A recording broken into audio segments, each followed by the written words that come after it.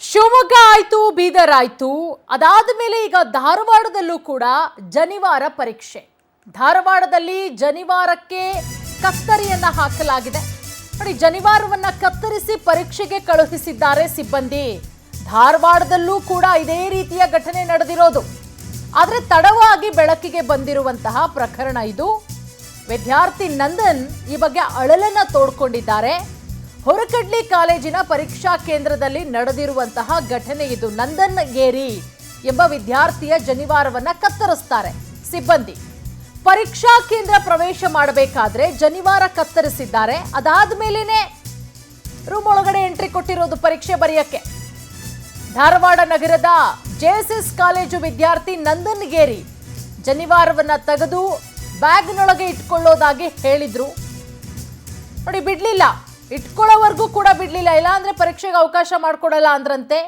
ಜನಿವಾರ ಕತ್ತರಿಸಿದ್ದಕ್ಕೆ ಶಾಕಿಗೆ ಒಳಗಾಗ್ತಾರೆ ನಂದನ್. ಮಗನಿಗೆ ಸರಿಯಾದ ಪರೀಕ್ಷೆ ಬರೆಯೋದಕ್ಕಾಗಿಲ್ಲ ಅಂತ ಹೇಳಿ ಈಗ ನಂದನ್ ಪೋಷಕರು ಆಕ್ರೋಶ ವ್ಯಕ್ತಪಡಿಸಿದ್ದಾರೆ.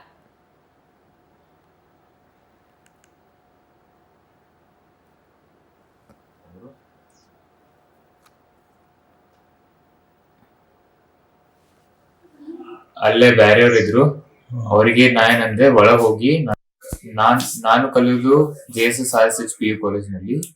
ನಂದು CET ಎಕ್ಸಾಮ್ ಇತ್ತು ಒಂದ್ 3 ದಿವಸದಿಂದ. ಹುರ್ಕಡ್ಲಿ ಅಜ್ಜ ಗರ್ಲ್ಸ್ PU ಕಾಲೇಜಿನಲ್ಲಿ ಇತ್ತು. ಫಸ್ಟ್ ಎಕ್ಸಾಮ್ ದಿವಸ 16th ಏಪ್ರಿಲ್ ಫಸ್ಟ್ ಎಕ್ಸಾಮ್ ಇತ್ತು. ನಂದು ಫಿಸಿಕ್ಸ್ ಎಕ್ಸಾಮಿಗೆ ಹೊಂಟಿದ್ದೆ.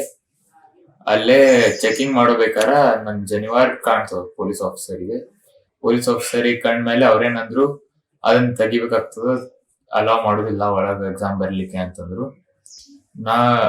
ನನಗೇನ್ ಮಾಡ್ಬೇಕಂತ ಗೊತ್ತಾಗ್ಲಿಲ್ಲ. ನನ್ಗೆ ಎಕ್ಸಾಮ್ ಟೆನ್ಷನ್ ಇತ್ತು. ಅದಕ್ಕೆ ನಾನು ಅಲ್ಲೇ ಬ್ಯಾರೆಯವ್ರು ಇದ್ರು. ಅವರಿಗೆ ನಾನೇನಂದೆ, ಒಳಗ್ ಹೋಗಿ ನಾನು ಜನಿವಾರ ತೆಗೆದು ಬ್ಯಾಗ್ನ ಇಟ್ಕೊಂಡ್ ಬರ್ತೇನೆ ಅಂತಂದೆ. ನಾನು ಕಲಿಯೋದು JSS PU ಕಾಲೇಜಿನಲ್ಲಿ. ನಂದು CET ಎಕ್ಸಾಮ್ ಇತ್ತು ಒಂದ್ 3 ದಿವಸದಿಂದ. ಈ ಬಗ್ಗೆ ಮತ್ತಷ್ಟು ಮಾಹಿತಿ ಕೊಡ್ತಾರೆ ನಮ್ಮ ಪ್ರತಿನಿಧಿ ಸಂತೋಷ. ಶಿವಮೊಗ್ಗ ಆಯಿತು, ಬೀದರ್ ಆಯಿತು, ಈಗ ಧಾರವಾಡದಲ್ಲೂ ಕೂಡ ವಿದ್ಯಾರ್ಥಿಯ ಜನಿವಾರವನ್ನು ಕತ್ತರಿಸಿ ಅದಾದಮೇಲೆ ಪರೀಕ್ಷೆ ಬರೆಯೋದಕ್ಕೆ ಅವಕಾಶ ಮಾಡಿರೋದು ತಡವಾಗಿ ಬೆಳಕಿಗೆ ಬಂದಿದೆ.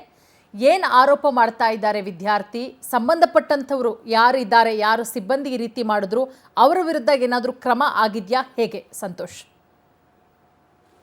ಪೂರ್ಣಿಮಾ, ಏನಂದ್ರೆ ಧಾರವಾಡದ ನಂದನ್ ಎಂಬ ಯುವಕ ಏನು CET ಪರೀಕ್ಷೆ ಬರೆದಾಗ ಧಾರವಾಡದ ನಗರದ ಹುರ್ಕಡ್ಲಿ ಕಾಲೇಜಿನ ಪರೀಕ್ಷಾ ಕೇಂದ್ರದಲ್ಲಿ ಈ ಒಂದು ಘಟನೆ ನಡೆದಿದೆ. ಈ ಒಂದು ಘಟನೆಯಿಂದ ಕಳೆದ ದಿನಗಳ ಹಿಂದೆ ಸಾಕಷ್ಟು ಆಕ್ರೋಶ ವ್ಯಕ್ತವಾಗಿತ್ತು. ಇದೀಗ ಧಾರವಾಡದಲ್ಲೂ ಕೂಡ ಇಂಥ ಘಟನೆ ನಡೆದಿದೆ. ಇದೀಗ ಏನು ವಿದ್ಯಾರ್ಥಿ ಇದೀಗ ಠಾಣೆ ಮೆಟ್ಲೇರಿದ್ದಾನೆ. ಹಾಗೂ ಅವನ ಜೊತೆಗೆ ಏನು ಪ್ರಮೋದ್ ಮುತಾಲಿಕ್ ಅವರು ಸಾಥ್ ನೀಡಿದ್ದಾರೆ. ಇದರ ವಿರುದ್ಧ ಕ್ರಮ ಕೈಗೊಳ್ಳಬೇಕೆಂದು ಇದೀಗ ಪೊಲೀಸ್ ಠಾಣೆ ಮೆಟ್ಲೇರಿದ್ದಾರೆ. ಪೂರ್ಣಿಮಾ, ಥ್ಯಾಂಕ್ ಯು ಸಂತೋಷ್ ತಮ್ಮೆಲ್ಲ ಮಾಹಿತಿಗಾಗಿ.